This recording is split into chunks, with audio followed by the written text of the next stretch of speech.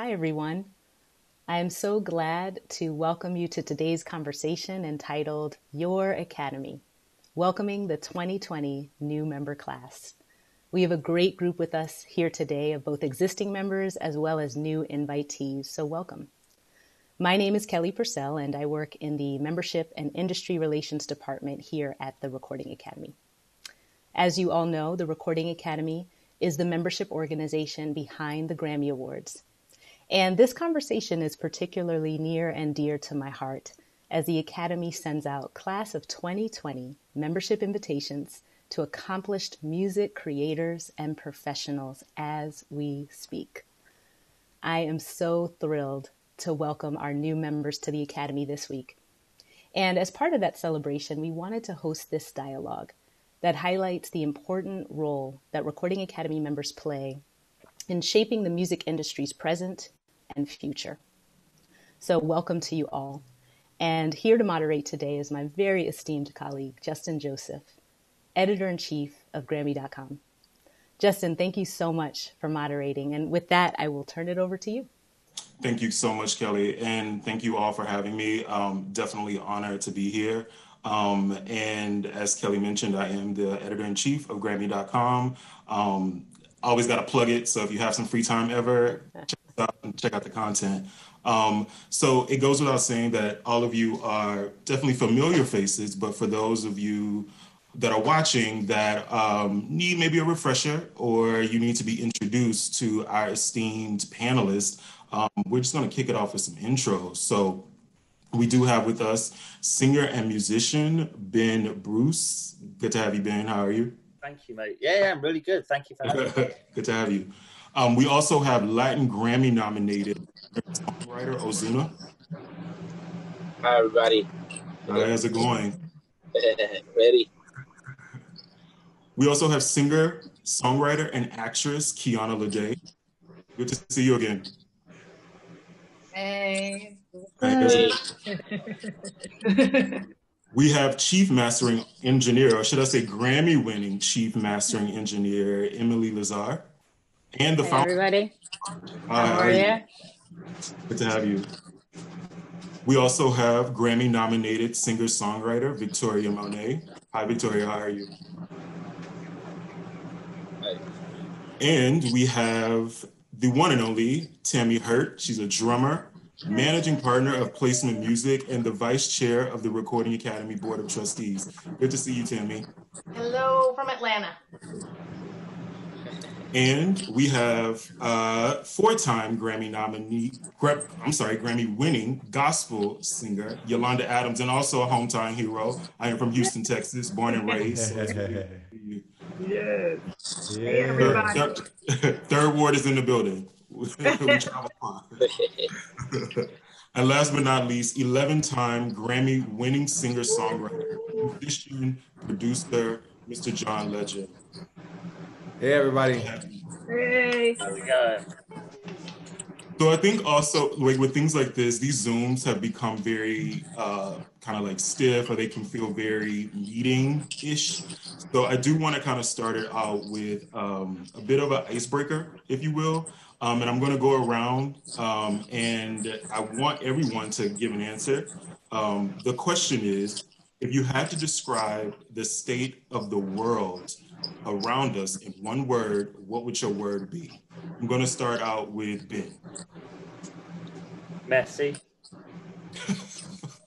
Fair. All right. Ozuna. Restart. Kiana. Fuck. John. I'll say dynamic. Yolanda. Fixable. All right now. Okay. Tammy. I'd have to say challenging. Victoria. I would say troubled. I'm sorry. Troubled. Okay. And Emily. Changing. Okay. So as a follow-up to that, John, you said dynamic, right? Yes. So would you thinking about that word, would you describe or would you use that word to describe the current state of the music industry? I think, like Emily said, I think dynamic is just another way of saying it's changing, and there's a lot of things happening, and it feels like it's happening fast. And I think that presents challenges to us, but it also presents opportunities, opportunities for us to seize this moment and make our world better than it is right now. Opportunities to seize the momentum of people protesting in the streets, opportunities for us to have the industry take a look at itself and say, how are we making this world more just and more equal and more fair?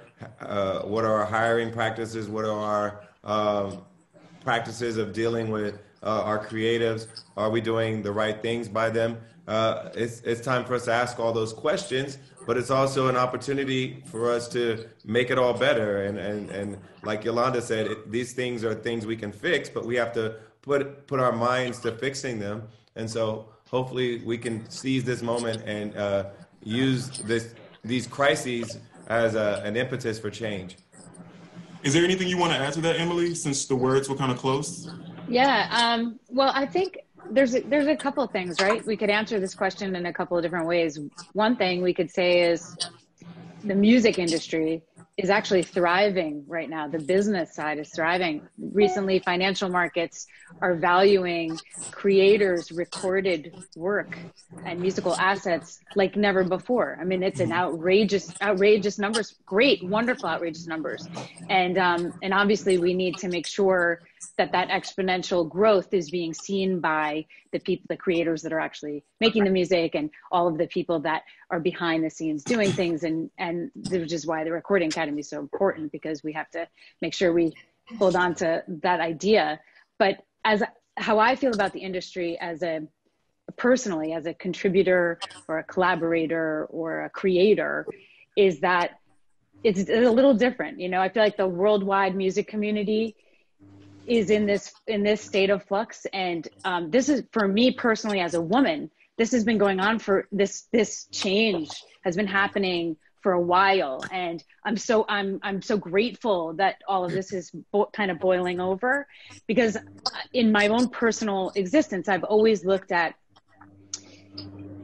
well, while change can be scary, I've always looked at challenges as opportunities and not setbacks. Challenges are put to a moment where you can build, and you can say, like, how, you know, this is challenging.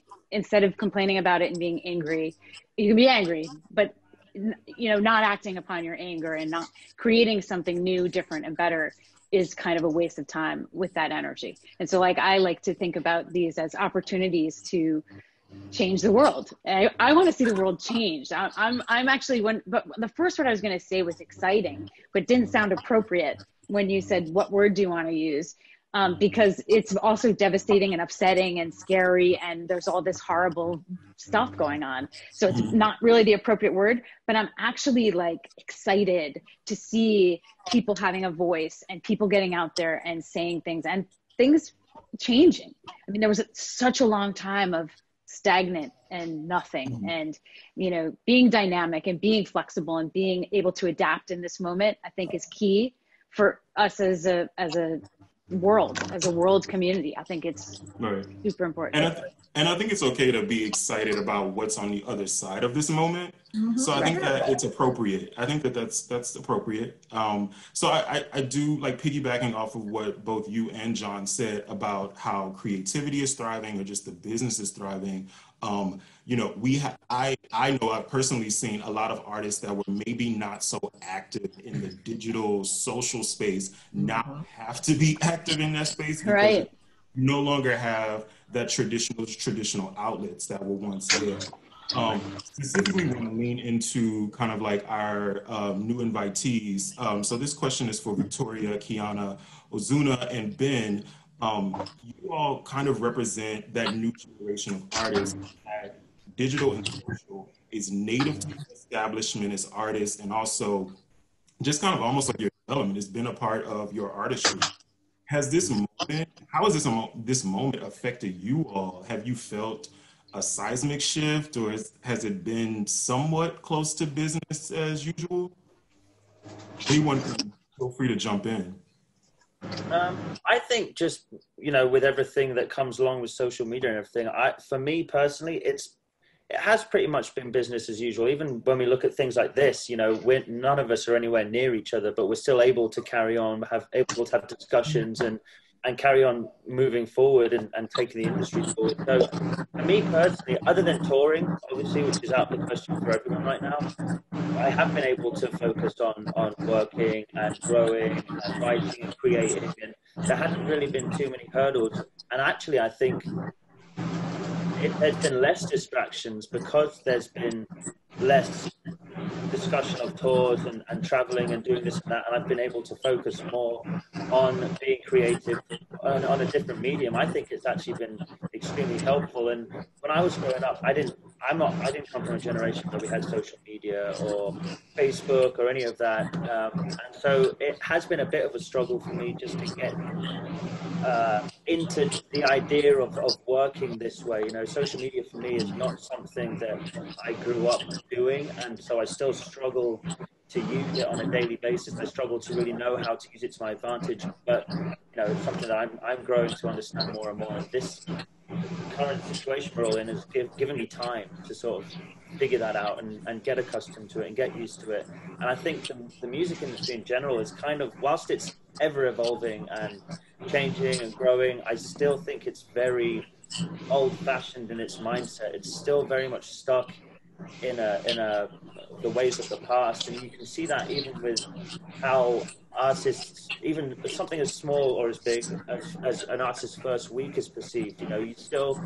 Everyone streams music now. It's such a huge thing. The digital platform's insane, and you can do hundreds of millions of streams, but the recording industry still wants to focus on how many physical CDs have been shifted. And it's like, well, you only shifted, 20,000 physical CDs. Well, yeah, but there's artists streaming 250 million times in the first week, but they're reluctant to even acknowledge that. And so the first week comes out and they're still 20 years behind where we actually are. And I think, as artists in particular and creatives and people higher up in the industry, we need to be putting more effort into dragging the record industry forward with us. I hear you. Kiana or Victoria, do you all have anything to add to that? Yeah, I kind of feel a little bit differently than Ben. I feel technically nothing has changed as far as a creative. We're still able to operate the way that we normally do. We're usually reclusive in the studio. Anyway, this is kind of our zone. We're, in closed doors, we don't really like to go anywhere when we're in a creative process. But it has allowed me to focus more on the real world and what's actually going on. And I feel like in that sense, mental health is a huge issue for creators right now, especially those who look, and a lot of people in this room, I feel, in addition to a pandemic, which is something that none of us have ever seen, we're going through reminders that racism is still very, very much a thing. And so I think as far as streaming and everything, I think the music industry is in a very successful place because people are able to stream more. There's more opportunities for us to be home and listen and absorb music. But that's for things that were already created prior to this situation. I think we're just starting to see music that is created that reflects the times that we're in, which is super important to me. I think that music can reach deeper than politics. I think we have a bigger voice oftentimes. So I think that mental health for us creatives is extremely important now, and for us to be able to still work. Though technically we haven't changed in our environment, just as far as inclusion and hard conversations and making sure that we're represented in every room. And things like this are important as well to me, just so that every voice is heard and we're reaching high and low. So, I have my good days and positive and optimistic days, but then there's some days where I'm like, this is a huge, we have a lot to fix. We've come a long way, of course, but there's still some really big issues that I think a lot of us can make a difference in and change with music and with just communication alone. So that's what. That's fair. And anything from you, Kiana, that you wanted to add? Yeah, I agree 100%. I think, you know, like Victoria said, we have good days and we have bad days. Today, particularly, if I'm being honest, is not one of my great days. That's why I said the word fuck, because it's taken so much energy out of me. And I think today is a day where I really have to focus on myself and make sure that I am good, or else I will not be able to continue this fight. I think that the world is changing so much around us, or I guess it's stayed the same, but we're trying to change it. And it's forced our hands at being the activists that we should be and that we are, and that artists have come on this earth to do.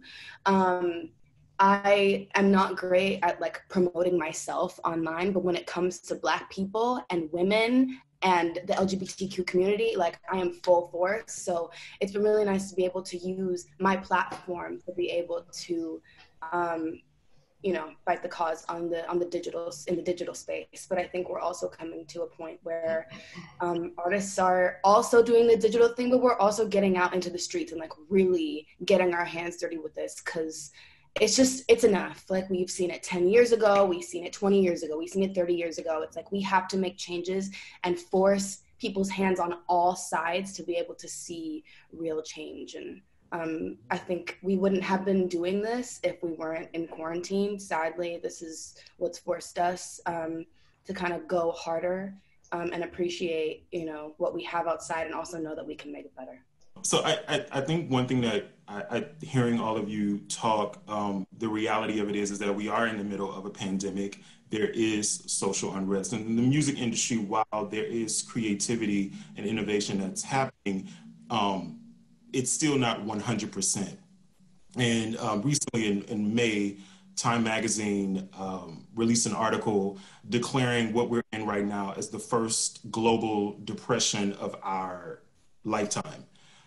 The last time the music industry, if we're just kind of like looking at nuts and bolts, the last time the music industry was kind of in the same space that it is in now was the Great Depression. History has a way of repeating itself. And it took, 3 years, a new Congress, a new president, for the music industry to fully level set. This question is for Yolanda. As someone who is very active in the Recording Academy's advocacy initiatives, what do you think needs to happen to help the music industry recover, or at the very least level set to where we are able to see more music professionals back to work? Thank you so much. The first thing I want to say is I appreciate the words of all the young people, the newcomers, because this is where we start. We start with how they feel. What is it you're experiencing? How can we help you? Old heads like myself who've been in the academy for 25 plus years, Tammy and I know the fight. Kelly and I know the fight on a day-to-day basis to get legislation passed that really defines what we mean when we say intellectual property, what it means when we say recording, what it means when we say stream, and trying to get those economics to balance out so that creatives don't have to worry about dental and medical and all of these things, or just where they're going to get their next meal. Because, right. Without that CARES Act, and we know that there are a lot of discrepancies with that, but without Music Cares, our own entity, they don't think that we contribute anything. So in advocacy, we came up with this graph that showed that in every state, music entertainers and music creatives have been, aside from medicine and maybe travel, we've been the number 3 in the whole United States when it came to economics. So those things have to trickle back down to us. We can't continue to pay our taxes and then we don't get anything back. And then they want to take away our rights on radio and this place and that place. And so it means educating young people who are just in the trenches doing their music, who have no idea what the Recording Academy is doing on a daily basis to fight for their rights. So that's a definite thing. Embrace our young people because we love them. We love their creativity. We love their minds. I mean, they're sharp, they're some of the sharpest minds in the world. And then take that from them, get their energy. The young lady was saying, you know, the energy that it takes to fight, and then the energy it takes to wake up, and all of that kind of stuff. Take that energy, put that energy with policy, and make sure that we don't take no for an answer. Because, you know, I had to, when I was sitting down with Nancy Pelosi, I had to tell her, hey, you know, you have an annuity, you have a retirement. My music is my daughter's trust fund. And so if you would fight for your annuity, if you would fight for your retirement, guess what? I'll fight for my daughter's trust fund, because that's what she has for my legacy is what she has for the rest of her life and the rest of her children's lives. So again, passion, policy, making sure that we fight for everyone when it comes to music creatives. You know, I'd add too, Yolanda, I think that it's incumbent upon all of us to be better storytellers with regard to advocacy. You know, we go to Washington, the Academy does such a great job of opening the door so we can actually go in and meet with those policymakers. But, you know, even in our hometowns and our cities and our home states, you know, to be able to explain and show the economic impact that music has in our communities is critical. And, you know, the Recording Academy is, you know, is squarely focused on that. And, you know, I'm proud of the work that the Academy does. But you're right. I think we've, you know, we have to talk about why this is important. This is a fight that we've been fighting for a long time. And now it's time to explain that and why it's important to, you know, the folks coming in right behind us. So I think to piggyback off of that, Tammy, I think that is the perfect segue into the next question. And I think this is an opportunity to let people know some of the things that the Academy is doing. So this is a bit of a two-part question, and I'll toss it to both you, Tammy, and Kelly. From an organizational standpoint, the Academy supported its members and the music community at large during this pandemic. And can you all speak to some of the programs and initiatives that are planned to make sure that that support is there, and that's both financial and just general well-being? Yeah, absolutely. I can jump in first, Tammy, if you want me to. Absolutely. You know, and Tammy and Yolanda, you guys said it so well. And it's really such an honor for us as staff to partner with people like you guys. I think all of you, John and Emily and Yolanda, Tammy, you've all been on boards and have served in different ways. And we really take it seriously, our support of the music community. And I always tell people that, you know, most people know us for the Grammys, and it's really fun to celebrate and honor musical achievements. But I tell people all the time that if there's no music community, there's nothing to celebrate every year. So we absolutely wasted no time taking action in response to this pandemic. Specifically, I was so proud Music Cares launched the COVID-19 Relief Fund right away on March 17th. And we made an initial investment, and after a few months, we were able to put more than $13 million back into the hands of creators. And we're still diligently working to raise more funds because the need is still there. And unfortunately, I think, you know, our industry is going to be one of the last to really reopen and as Ben touched upon, be able to tour, et cetera. So that need is still there. And that's a shout out to everyone. Please support Music Cares if you can. Yolanda and Tammy, you guys touched upon our advocacy work, which we're always doing. We're always fighting for creators' rights, but specifically, they lobbied Congress to ensure that music creators were considered in any stimulus package. And, you know, I've really loved being able to lobby Congress, and working at the Academy, this was my first opportunity to do that.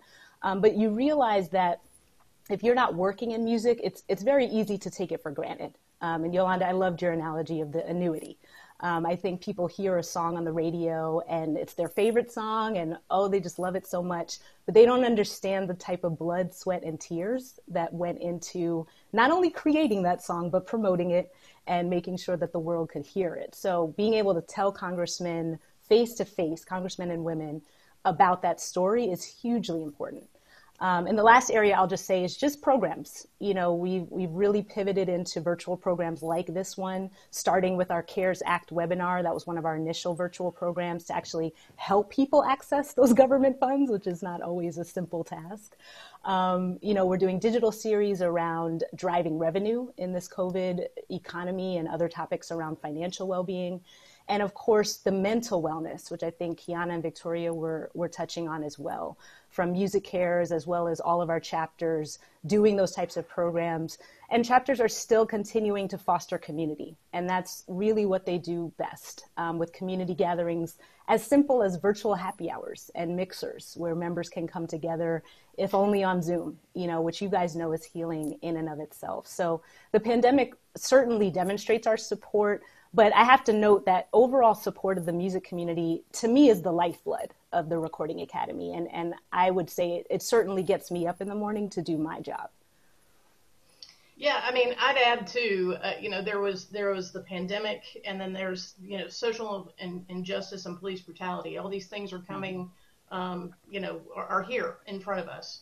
And, I'd like to, maybe go back, 2 measures or a page and even talk about, maybe a little bit about what the Academy has been doing, to change, to really be forward thinking, to be transformative from the Academy that we were even, 2 or 3 years ago. And, at first we elected an African-American chairman, who is now our acting president and CEO. And we hired an amazing chief diversity officer, Felicia Butterfield.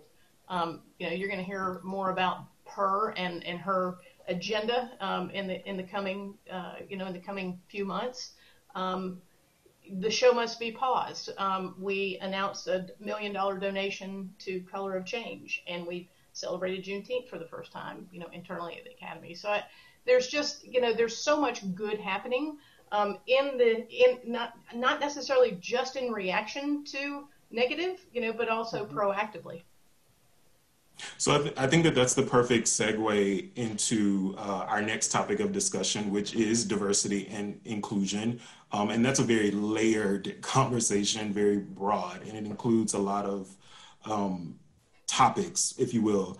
I think the biggest thing that's happening right now, of course, is just kind of like, it does feel like the music industry is having a bit of a reckoning as it pertains to diversity and inclusion, specifically leaned into the lived experiences of Black professionals, if you will, that are facing disparities in some of the music organizations.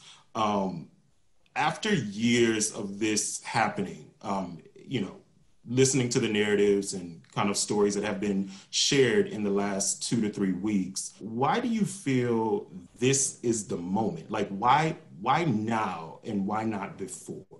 I don't want to discount all the work that people have been doing prior to now, because I do believe that, for instance, the Recording Academy, in dealing with our issues with inclusion when it came to women, has been having this conversation for quite a bit now. It inspired a task force. It inspired a new CEO hire. That didn't work out, of course, but let's not discount the fact that the Academy has really been trying to put their arms around these issues and having active discussions and saying, here are our recommendations, here's what we need to be doing to make our Academy more inclusive. And I think those are ongoing efforts that need to keep going. I think part of the issues that we've been having when it came to who's winning the general categories in the Grammy awards every year, like Album of the Year, Record of the Year, Song of the Year, and why isn't that why aren't those categories as representative of the vibrance of the Black community or the Latinx community as it should be? This is something that we still need to work on. This is something that has to do with, I think, diversifying our membership, making sure we're recruiting voting members that are reflective of the creative population more so. That's something we still need to work on. And then let's look at throughout the industry, not just within the academy. Let's look at, you know, what are the executive suites looking like at the record labels and streaming services that are making major decisions that affect so many people's careers. Are those executive suites reflective of the diversity of the creative population and our audience? In a lot of cases, the answer is no. And so I think all these conversations need to be had. Some of them have been had over the years and people have been working on it over the years, but I do feel there's a renewed sense of urgency right now. Some of it's in reaction to George Floyd. Some of it's in reaction to George Floyd, of the people marching in the street saying Black Lives Matter. But whatever the impetus is, let's not lose the momentum of the heightened interest in these areas. Let's not lose that momentum and let it dissipate. Let's seize the momentum and say, hey, we can make serious changes. We can make changes that'll make this industry better and that'll make our world better. And let's do it. And it feels like it's kind of setting the stage up for that very transparent exchange and dialogue, and also just accountability going both ways. And personally, I think that that's been really great to see in the more amplified way in the past year. And even in the past 3 weeks, really companies kind of like shifting and making, these topics urgent for them. And we can't let them lose the momentum. That's the key for me, because people's memories are kind of short, and these news cycles, we move from one thing to another very quickly. And I just don't want us to lose sight of the fact that these are ongoing problems that are systemic. They have a history, and this history is centuries long, not just the latest video we've seen of someone getting killed. So we need to make sure that we sustain this momentum and keep it going.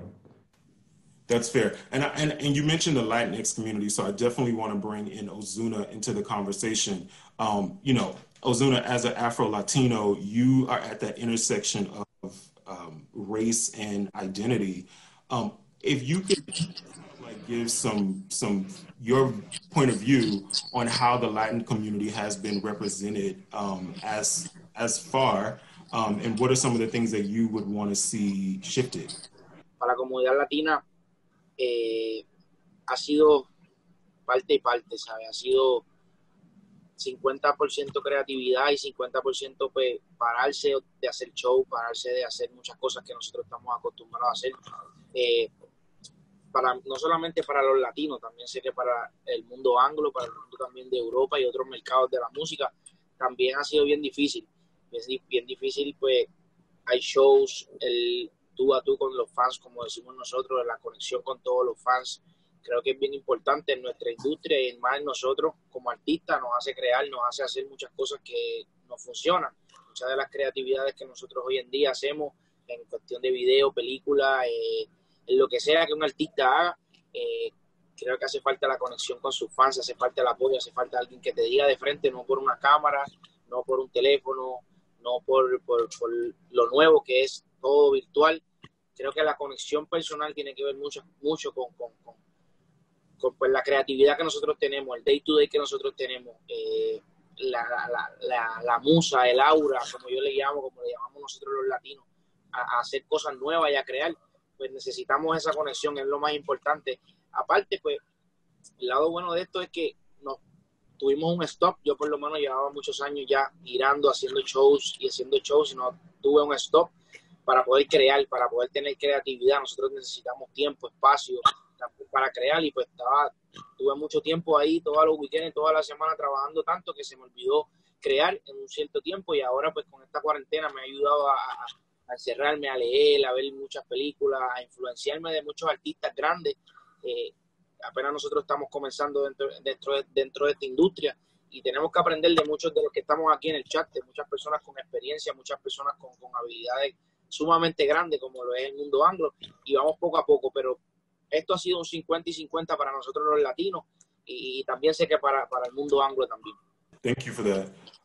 So I think the natural we've kind of touched on kind of like topics regarding racial diversity, but we have highlighted gender diversity. So I would love for Emily or Tammy to kind of highlight some of the ways that the Recording Academy has tried to promote and activate that balance. I think as far as the gender parity issue and inclusion efforts, the Recording Academy has made some strong steps in the right direction and has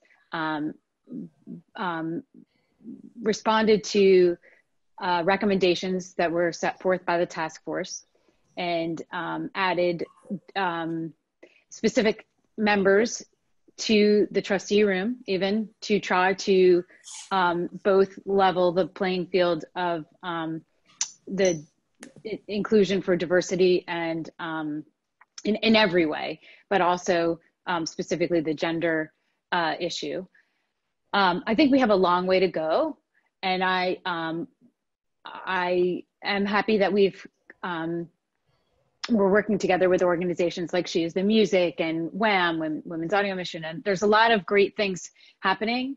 The reason that I am involved in the Recording Academy is obviously first and foremost because I'm a music creator and these are my people. But we all have lots of things that we could do with our time and lots of charities and places that we can, spend it. And to me, it's really, really important to see through an agenda that I have personally to make sure that I am not the first, the only in so many conversations, and to make sure that the door is open for other women and everyone for that matter. I don't just think of it as women, but I have to say, while this moment is so exciting to me because it's change on all levels, all things that repulse me and have been needing this level of transparency for so long. There was a moment where I was talking with some other women, and it was two women of color actually that I was talking to, and one woman and one other woman who was half Latina actually. And so the four of us were talking, and I said, the whole Me Too movement, which seemed huge and amazing, it didn't happen. We just didn't get there. And this showed me that the women's movement really needs to bond together and highlight what needs to change and speak out and speak for each other. And I mean, I feel like I do it all the time, but maybe there's more that we can do to inspire the younger women who are coming into the workforce and into the music community. And, I have a son who's 16, and I think about the world that he is in versus the world that his 16-year-old female friends are in. And it's different. And I was both devastated and inspired by the fact that I felt like we had kind of failed on some levels, that we just didn't do enough. And it was highlighted for me by how much is happening and how people are out in the streets and using their voices and making change. The Recording Academy stands for excellence. It needs to be here to protect all of us and keep the bar high and make sure that we are representing the music makers, all of them. And it has to be a transparent operation. And so my desire to be involved as a governor, as a human being, as a trustee, is to try to help to usher in that change, whether it be for people of color, the LGBTQ, women, everyone, men. I know a lot of men who now feel marginalized because they're not actually part of a movement and they want to jump into support a movement. And that's a very strange seat to be in. Everyone has something to be, a rally cry. And then there's this whole group of people, by the way, a lot of them work in the music industry, who are not actually a part necessarily of that rally cry personally, but they love and work with all these women and people of color, and they feel kind of lost. And I feel like we need to bring everyone together, like we really are all one. It's one of the things that came, I think, out of this moment in this quarantine and the pandemic and Black Lives Matter and prior to that, Me Too, but just not strong enough, just not enough action. And we all really need to kind of support one another and get it done finally, like change the laws, change the way we operate. You know, we can't tell companies how to practice in their private world, you know, as much as we would like to. As an academy, we try to as much as we possibly can. I think it's one of the things we come up against a lot. Like, it's frustrating. We'd like to tell everybody what to do, but we can't. We can only make suggestions. And I'm so glad that we're there to do that. And me personally, it's being able to try to ensure that the voices in underrepresented communities are loud and clear. We respect them, we lift them up, we help them if they need help, and we enjoy them, because a lot of the greatest music comes from these places. And I mean, you know, personally, I would have nothing to master and nothing to work on and nothing to mix if I didn't have people coming to me with their music. And so if I can't be their voice in this moment, I failed. So that's why I'm here. And I feel like we can, on the gender issue, we have a lot to do. And I think it gets, you know, it can get diluted by all sorts of other things. I hope we can stay on task. It was upsetting to have a female CEO and then not have a female CEO, not because I wanted a female CEO. I didn't. I want the best person for the job. And so, but it was upsetting to watch that whole cycle happen. It was hard for us as an academy, but I do feel like we can kind of regroup, find even better people, like Felicia is involved, and all sorts of great people are now involved, and steer the ship, steer the ship in the right direction.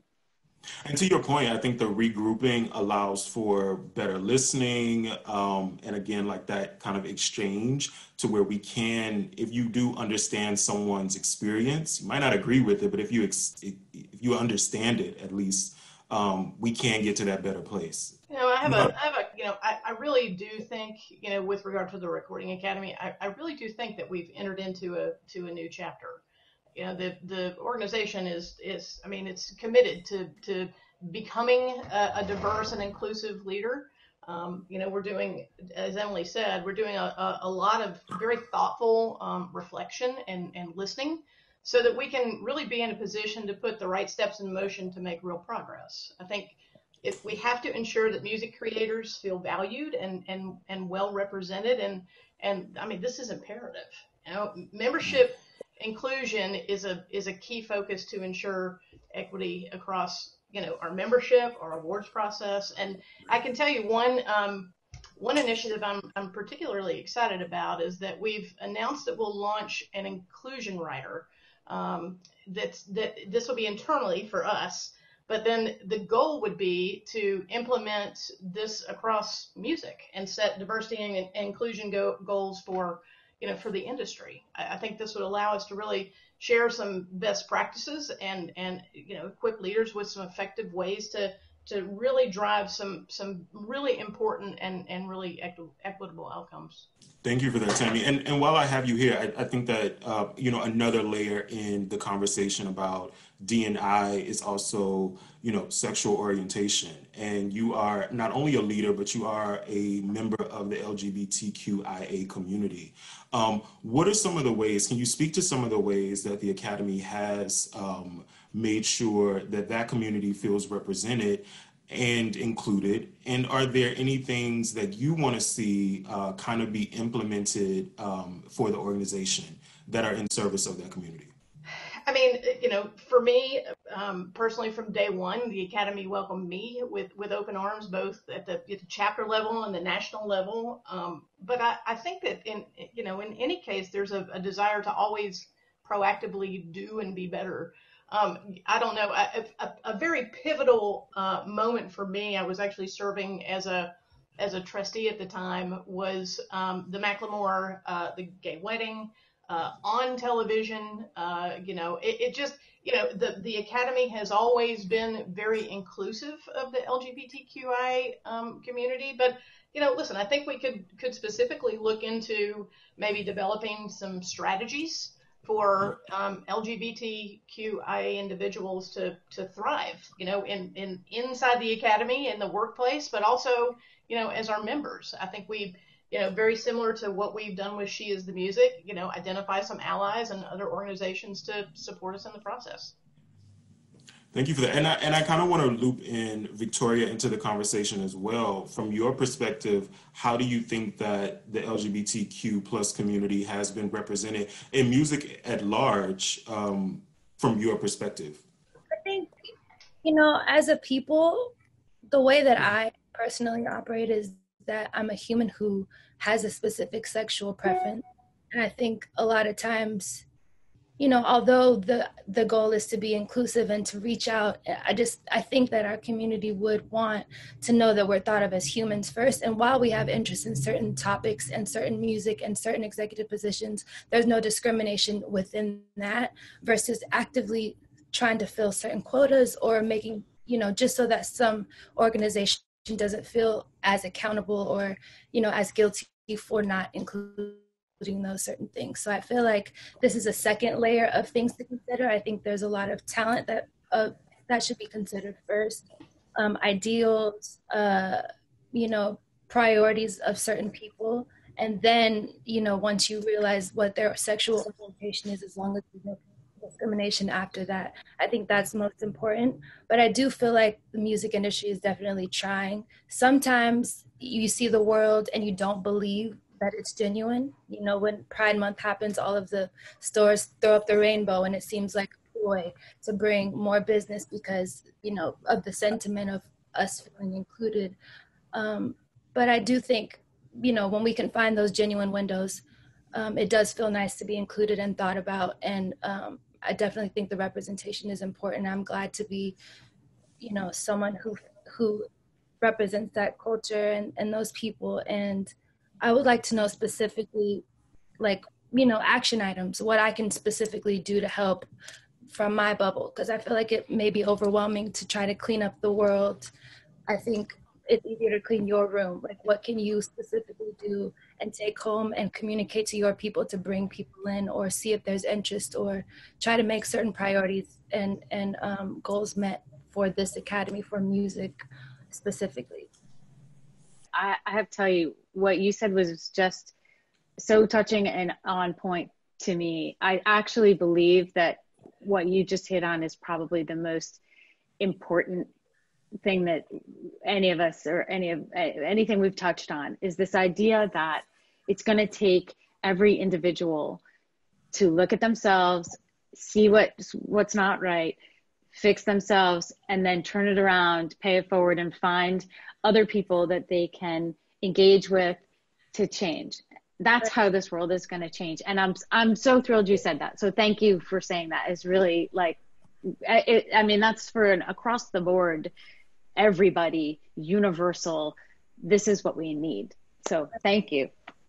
So, to piggyback off of you, Emily, I'm curious now to know, how is this moment, hearing all of the, perspectives on D&I, has this moment made you reflect or look at your maybe day-to-day business or your creative operations as individuals? So, from the beginning of starting my studio, which was in 1997, I've always had both women and men working there. I've had female assistants. I have trained three. One of them is Grammy nominated, I think a couple times.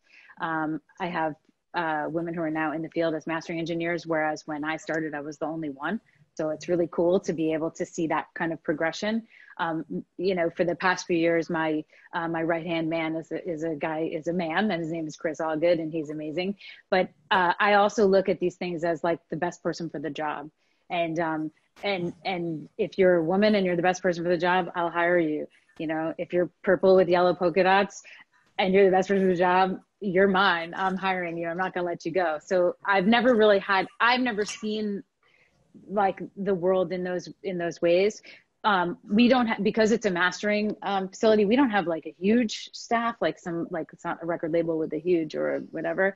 So for me, the things that I can do are recommend. I'm a big connector. So a lot of people call me and say, do you know a female mixer? Do you know a female songwriter like Victoria? Do you know, female, I've had a lot of calls for female touring engineers for bands that want to go out on the road and bring women with them, as well as, like trying. There's a lot of people who have made that outreach. I always wonder, I'm glad they're coming to me and asking, and I can, point them to, there's a couple of databases right now that are circulating with people who you can reach out to. She Is the Music has one, and Wham has one. And, it's getting easier to kind of find the credits for those people and keep them engaged and keep them employed. So that's where I can help. And the other place that I work really hard is by using this ridiculous mouth and yapping away like I am now, and just talking about it and trying to make sure that,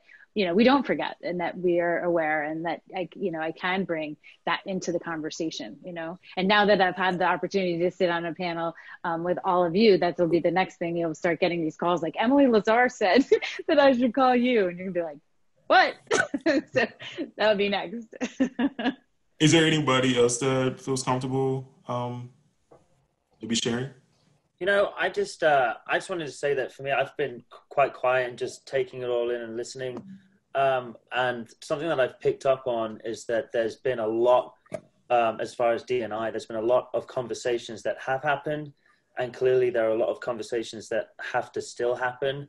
And where I'm sat in my head right now is, how do we get to a point where there is no longer a conversation to be had? Because why is the conversation having to happen in the first place? Where I grew up, I actually grew up in the Middle East. So I was an expat my whole life. And I grew up, and my friends were from every kind of background imaginable. We all had one thing in common. We were all expats. There were people from South Africa, South America, England, Australia, America, Japan. There's the local UAE nationals and stuff. And so I never saw any of these problems. I was never made aware of them, because it just wasn't a thing. It wasn't how I was raised. And now, like, growing up and being thrown into this industry, hearing all the problems, I sit there and I go, well, how's this happened? Why has this happened?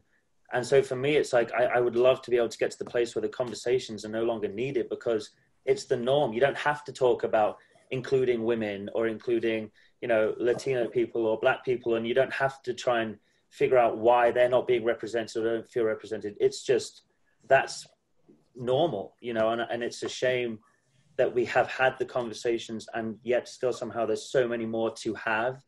And, I think, as Victoria brushed upon it, it takes us, first and foremost, to look at ourselves and go, well, what have I been doing to make these conversations still have to be relevant? And I think that's how we move forward. We figure out, well, we've had the conversation, but now let's do it. Let's take action. We've had the conversation. We don't need to have it again. We shouldn't need to have it again. We should now be in the place that we all want to. Clearly, we all want to be there. So what's stopping us from getting there? No, that's fair. And I think each of us, though, has to make sure that, to the extent that we have power and control over who gets hired to do this, or who gets included in a writing room, or who we call when we need a particular service handled, as artists, as people who hire people, as people who contract people. We just need to make sure that we're doing our part. I have an all-female management team.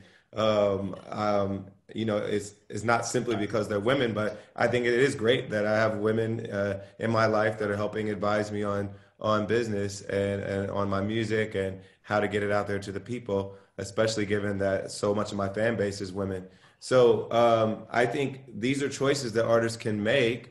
And so we just need to be aware that they're choices, and that we do have some power in making these decisions. And it's only a small part. My individual hiring decision is only a drop in the bucket of the bigger issue, but all these little drops in the bucket can add up to a lot if each of us are making decisions based on that. And even when you're dealing with the label, if you're thinking, well, for instance, myself as an artist who primarily makes R&B music, like I make it clear that I want Black people on my team at the label, like in the marketing department or whatever we're doing. I feel like that's something I can request. I have the power to request that, and it forces the label to say we got to make sure we have a staff that can accommodate our artists' needs. And so we don't control everything as artists and as creatives, but to the extent that we do control things, we should have a say in who gets hired to work on our projects, who we hire, who gets involved, who gets included. I think that's important. Yeah, be more conscious. Yeah. Thank you. And Kiana, anything you want to add? Yeah, I would like to add to that if I can. I think power is like, that has been weighing on my mind for a very long time, and more specifically now. I'm going to use like a stupid example, but it's when I was younger, I used to get made fun of for having bigger arms than most girls. I'm very muscular. I have a very muscular build. And when I would watch shows, I would look at all these shows and try to find a girl who had bigger arms like me. And I would just cry, like every time I would stop watching a show and be like, there's nobody looks like me. No one represents me that has bigger arms. And I always felt like the only one. And then I had a realization one day when I was probably like 17 or 18, and I was like, why can't I be the girl on the shows with the bigger arms? Like, why can't I be that girl that represents all the other girls that feel like me or felt like me? And I think that kind of coincides with how I felt about the Grammys and the Recording Academy. Was like, I have definitely been the person to sit back and complain and cry and be upset when I haven't seen myself being represented. And then I realized I have so much power within myself to put myself in that position to represent people like me. I can be that person to step out and do that. No, that's beautiful. Wow. Yeah. That's really beautiful. Really, really beautiful. And I think it kind of just you acknowledging the opportunity to be that change and represent that change, I think is the first step. And it dovetails perfectly into what Emily was talking about it being kind of like starting with you. So I think that's really... And this is, I was part of the membership committee for the last year for our LA chapter. And this is what I tell everyone when we're talking about membership in the Recording Academy. As much as we all complain about, who won the Grammy this year for this or that, and how we're not being represented in the right way, like we literally can change it by being there, by showing up, by telling our collaborators to show up and be there. And as locked in as so many of these things feel, they actually are dynamic and can be changed, but we have to literally be part of that change. And so I encourage everybody watching this. Of course, a lot of you are watching because you're new members, but you can recommend new people for next year to join the Academy. Make sure that we're filling up our chapters with folks who are making music, who are a diverse representation of our creative community. And we can literally be the change that we want to see in the Academy. Thank you. And then, sorry, I got a little tongue tied. That I have done.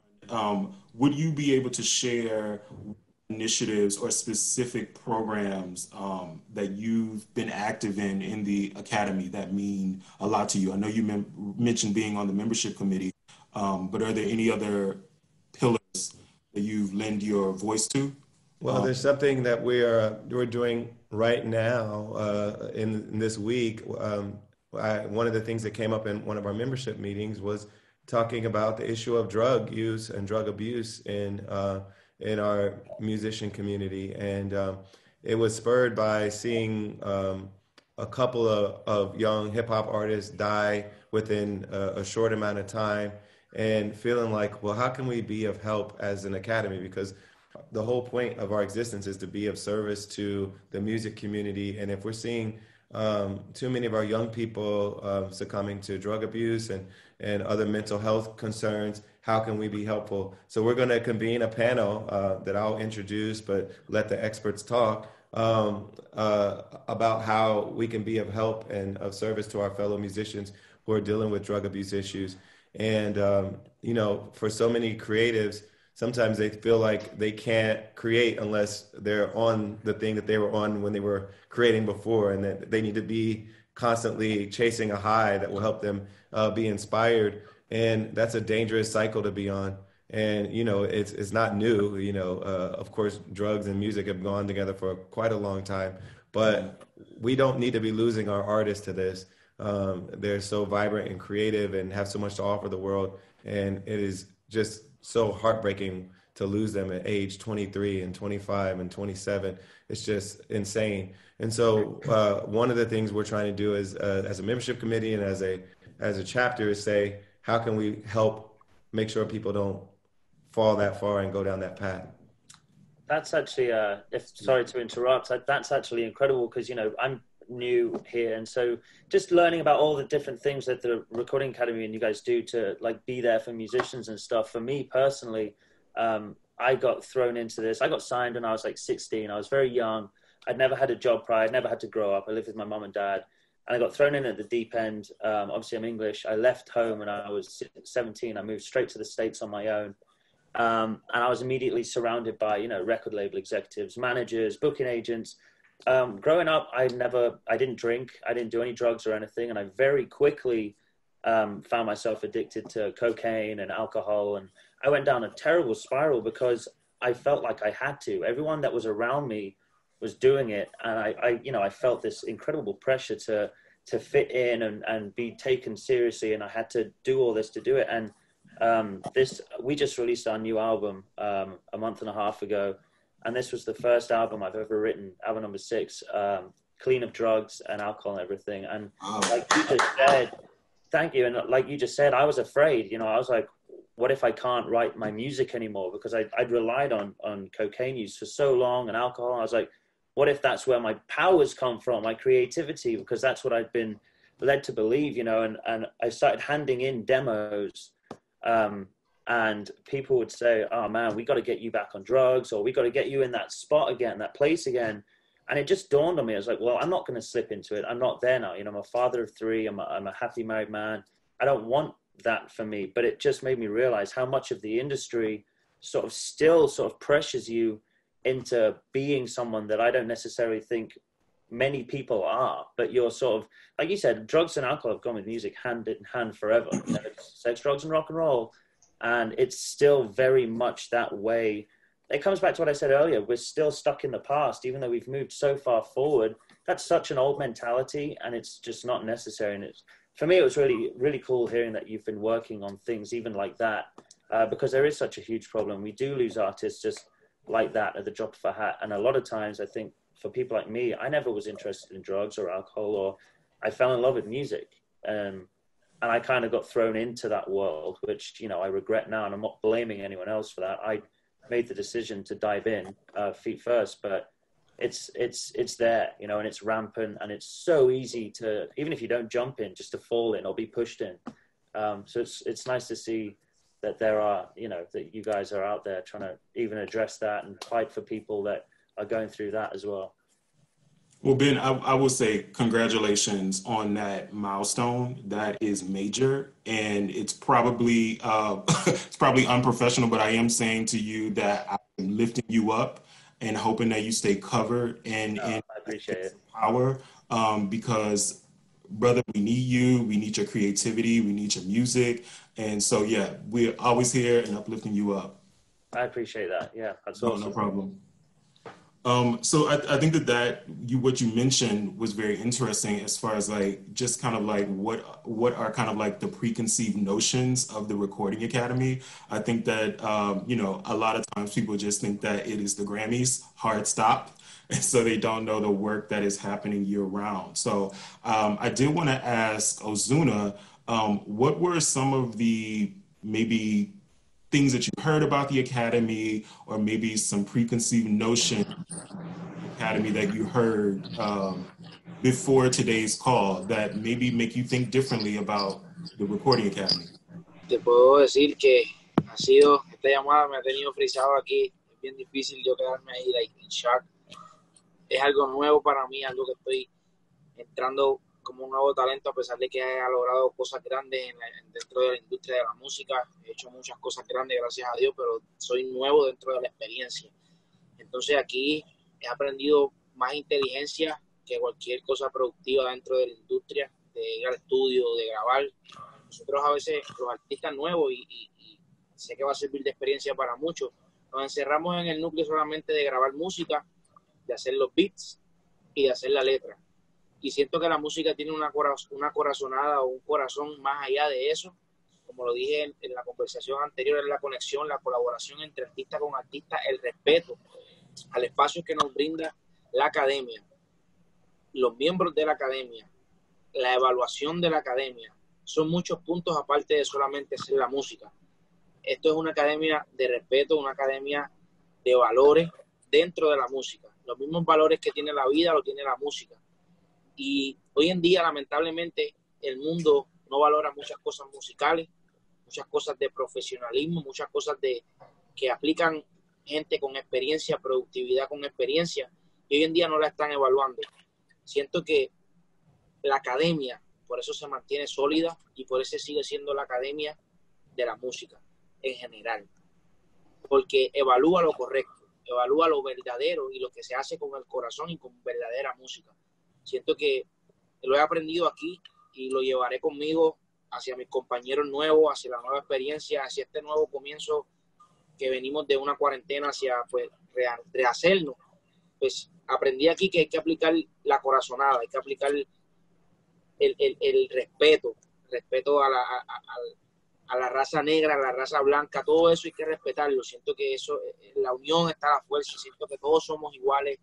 La comunidad LGBTB hay que respetarla, hay que valorarla, hay que darle su espacio y hay que tomar en cuenta muchas cosas que no se están tomando en cuenta, y por eso respeto, admiro la academia en lo latino y en lo americano también. Es similar, hay mucho respeto, muchos valores, y he aprendido aquí en esta conversación que hemos tenido hoy. That's definitely the true essence of like solidarity and working together and making sure that we collectively get across that finish line. I do want to ask both Kiana and Victoria, you're coming into this organization with a fresh set of eyes. And aside from the changes that we know need to happen or continue to happen on the front of D&I, just from like a programmatic perspective or just initiatives that you would want to are there any initiatives that you would want to see the Recording Academy kind of lean into or kind of implement? Yeah, I would say that a lot of the things that happen in the Recording Academy, this would probably be my first exposure to any of these things. To be honest, before maybe like the last 2 years, starting to be interested in the Academy, at first I had the idea that the Academy was more of over 40 non-Black men who would base all actions on popularity and stats. And I hope that's not offensive, but now learning more about what is actually happening, I think that's important to communicate to my peers, because I think they also have no idea. They just want the Grammy, and that's like, if they don't get it, they have the complaint and they have no idea about the process. So I feel like just maybe like being reflective of how a normal organization works or job, you would probably get an orientation first. And so I feel like that may be necessary for just music industry creatives in general, just to understand what exactly is happening. And specifically in the Academy, but also a better understanding about publishing, a better understanding about how the executive hierarchy works, a better understanding about lawyers and allies and all of these things that we're kind of facing, that we kind of just move based on heart and spirit and instinct. So I think that would be really helpful, just to a better way to spread information, because I feel like even this particular Zoom call, I would want to like be able to somehow, beyond on a Grammy website where maybe people would be going to actively search for this information, kind of take it back to peers without their choice, like this is exactly what's happening. So kind of act as a marketing team for the Academy and the positive things that are happening and the resources that you guys are providing, because I had no idea about Music Cares. You know, a lot of the things that I've in this call alone, being a new invitee, I'm learning too. So I think it's just important for us to really disperse the information even better than we are.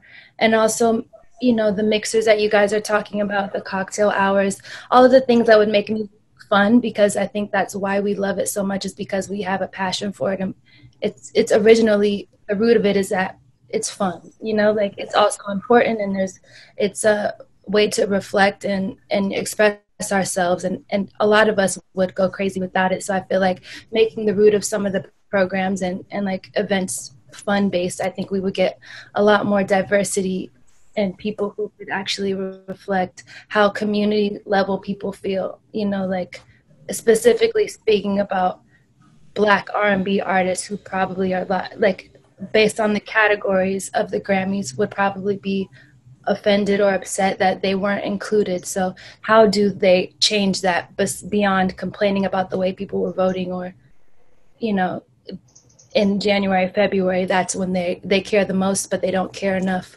to take action. So I think with the information, I think more people would be willing to just be here, you know, after they know what it is that they can do and what this is. Right. So really being transparent about the stats and the information internally, because I won't leave you out on that ledge alone. Before I got hired here, I was previously at another media group, and our perception of the Academy was definitely different than what I experienced when I got here. So to your point, I do think that it does take education, and to also to Tammy's point, it probably takes just better storytelling on our end to make sure that the people that need to hear those narratives or the things that are happening inside the building and out of the building and locally, they're hearing it, and they're hearing it from us. So thank you for that. Anything that you want to add, Kiana? Yeah, I second exactly what Victoria said. I feel like I definitely had an idea that it was all like 40 to 50-year-old white dudes voting on, you know, even Black musicians. And that's why we weren't being represented as much as I thought that we should be represented. And I complained about it. But, you know, this was really eye-opening. I think also seconding what I think Victoria was saying was like educating artists on, and I don't know if you guys already have this, like I said, I'm new, we're all new here, but educating artists on different topics like what to expect, I guess, in music. Because when I came into music, as Ben was saying, like I fell in love with music. I didn't think about the business side of it. I didn't know what any of that stuff was. And if I'm being completely honest, I don't know what most of it is either. Like it's like mind-boggling to me. There's so much to think about, and I have such little knowledge. And I always make this joke, like I just show up when they tell me to show up. I just write the music and I just sing and I smile and I make people feel good. Like that's what I'm here to do. But I would love to see some sort of initiative, if there isn't already, educating artists more about the business side, because, you know, we do need people to have a good headspace and to have the knowledge to be able to have the power to continue making the music so we don't go broke, so we can represent ourselves, so we know what to expect from the industry and from the business side. So it's really like mentoring from your peers, your fellow members, to kind of give you that advice on, you know, what to look forward to. I think that's pretty fair. Do any of the current members want to jump in on that perspective? One of the things that I know for sure is when you come into the music business via a record company, it is, you know, they say that it's not the record company's responsibility to tell you what you're into. It is their responsibility to tell you what you're getting yourself into. As well as the Academy, if we go to Grammy.com and all of our websites, there are things for new members that you can log on to. There are tutorials, things like that. As we were saying earlier, mentorship is so important.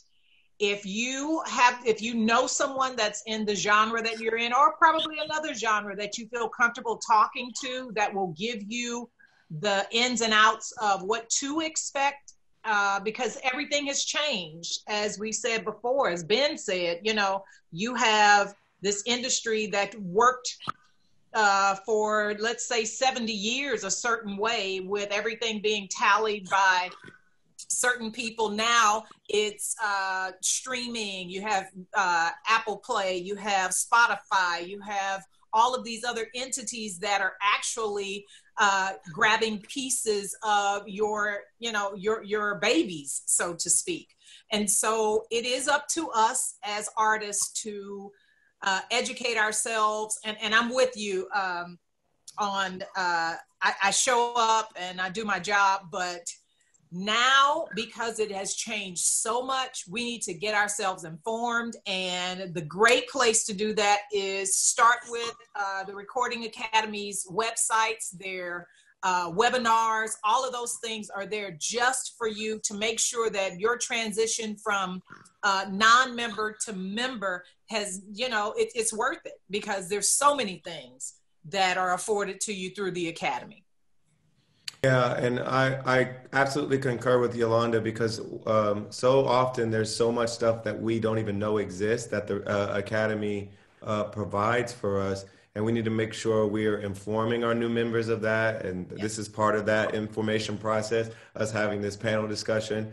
You know, there are so many resources, but again, we are the Academy. You, as new members, you are the Academy. You have the same voice that everyone else that is a member who's been here for a long time. You have the same capacity to make your needs known and make sure they're addressed by the Academy. So if you're seeing something that you feel like the music community needs that we aren't offering, let's make it happen. Sign up for a committee that will get involved in making it happen. I've seen so much responsiveness whenever I'm at these meetings and we come up with ideas. Like, the team wants to do it. There's no one saying, no, we can't do that. You know, this is not in our purview. This is not something that we do. They're saying, let's figure out a way to get it done. And so I realize all of us are busy. Trust me, I'm busy. But the fact is, if you want to dedicate a couple hours a month to, you know, being part of a committee or doing something like that, it can be helpful. And as much change as you want to see, you can be the voice that makes it happen. And so I don't want to sound like I'm cheerleading the Academy, but it's true. Oh, yeah. It's really true that if you want to get involved and if you want to make a difference, you really have the ability to do so right away. You don't have to wait till you have more seniority. You don't have to wait for any of that. You can come into these meetings right away, have your voice heard, and folks really want to be responsive to what you have to say. And my only other thing is, we still need to be more diverse.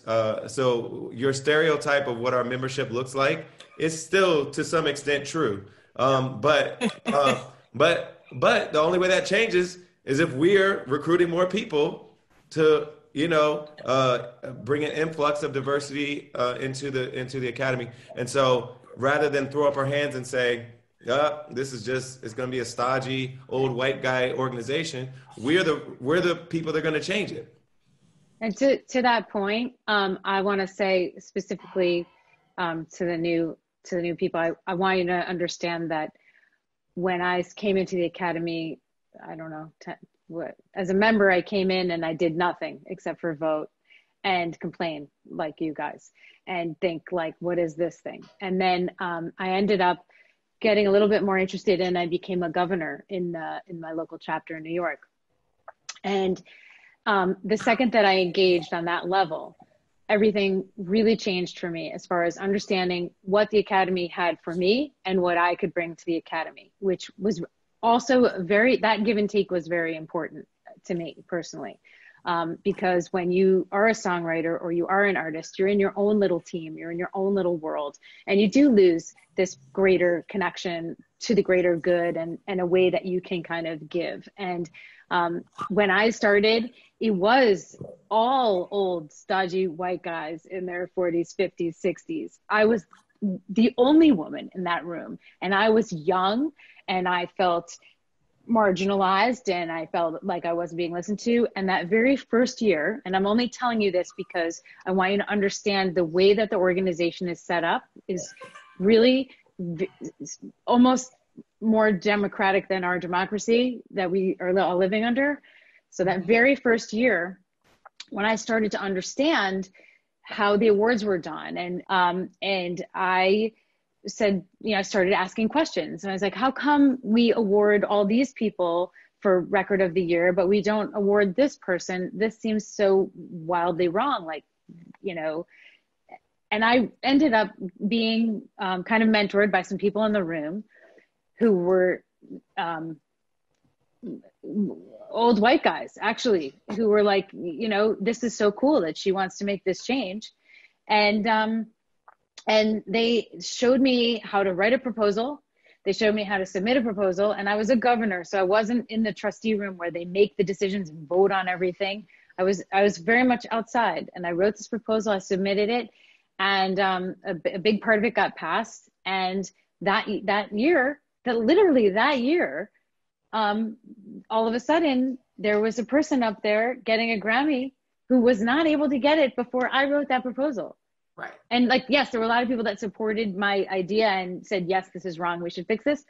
But I was the one who brought it to light. I made that change. I know I made that change. And that was something to me where I was like, wow, you actually can change this stuff. So if there's stuff that you guys are seeing that's wrong on any level, whether it be awards to things we're doing, to not helping people enough, to not educating people enough, it's a very open, it's like an open storybook with no ending, and you can kind of write your chapter and show up and kind of pen your story into this thing and say I want to be the girl with the arms who's like, yo, check it. I want to show up for them, and I want to be able to represent in my world. And I think that was the thing that was so exciting to me about being involved in it, being able to uphold things I believed in and change the things that I didn't. And so that, to me, that's why I'm still here. And that's why I'm on this call with you guys. And I'm so glad to see you guys, girls, guys, I'm not even supposed to say guys anymore, but women, whatevers, everybody, because it was a room, and it's been hard for us to kind of cultivate and bring people in, but we're all there. And I just wanted to say one more little thing, and this is to John, who I love, who I think is amazing. And you said, and I'm really excited that you're going to be in the trustee room. I can't wait. But you said that, you hired this female management group, and it was just a little rock in the bucket, or whatever, a drop in the bucket. And no one is a little drop in the bucket, but you are really not a drop in the bucket. And the rock that falls into that pond and the ripples that go out are so tremendous. And when somebody takes a look at you from the outside and says, well, John uses this management group and it's all run by women, it speaks volumes. And so I want to thank you for being supportive in that way. I want to thank you on behalf of the,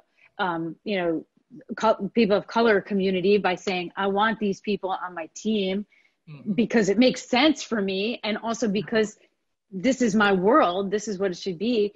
I think that those kinds of statements, like talking your own talk and walking your own walk, are so huge. And so I thank you personally, because that just means a lot to me.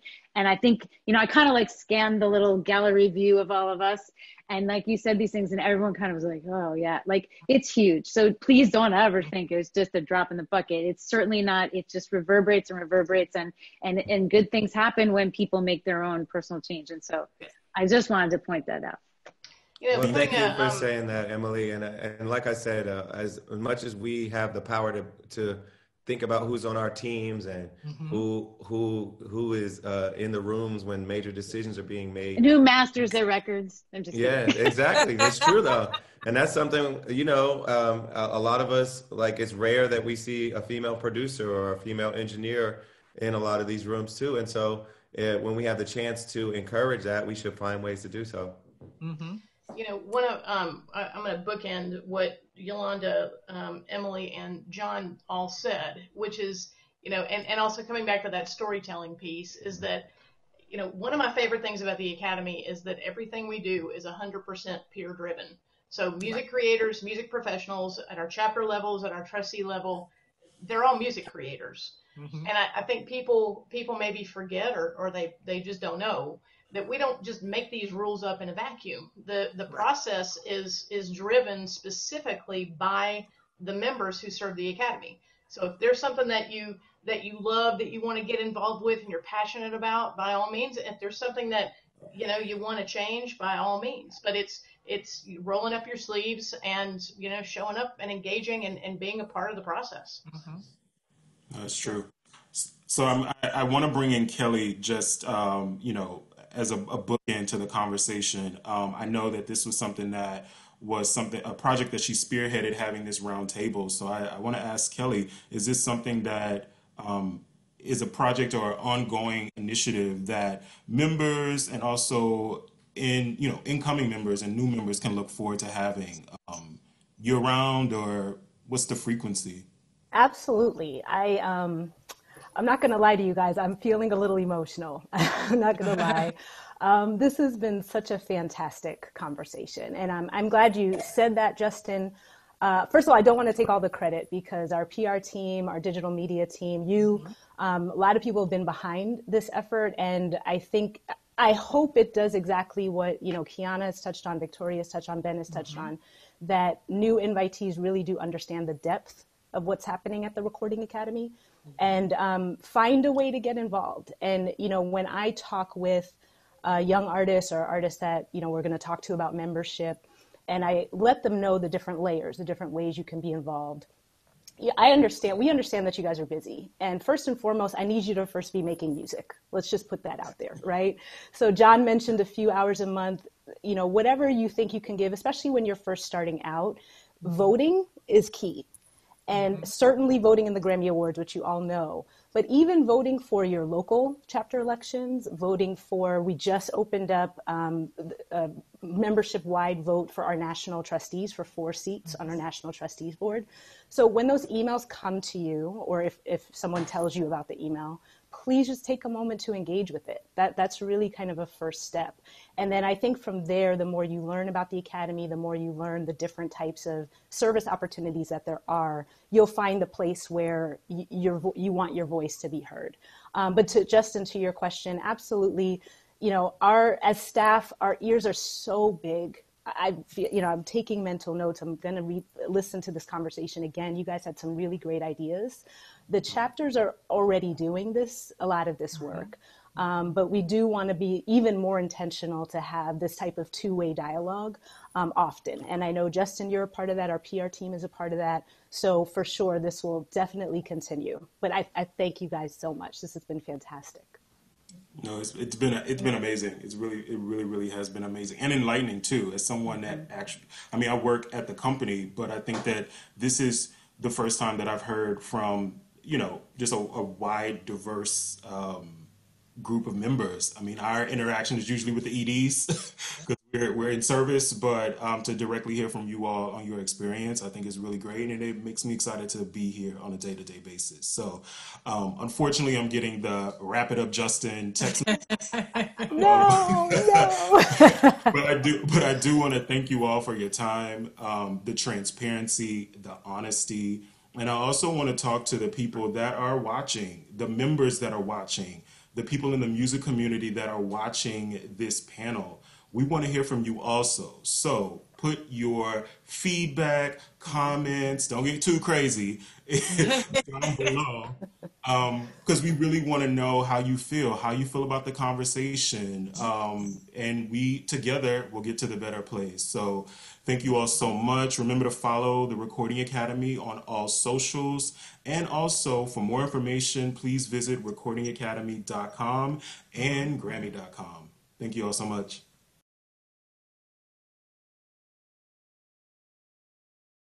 What's up, y'all? This is B.O.B. This is G-Eazy. I'm Mo. This is Julia Michaels. This is Logic. Make sure you subscribe to the Recording Academy channel. Flex.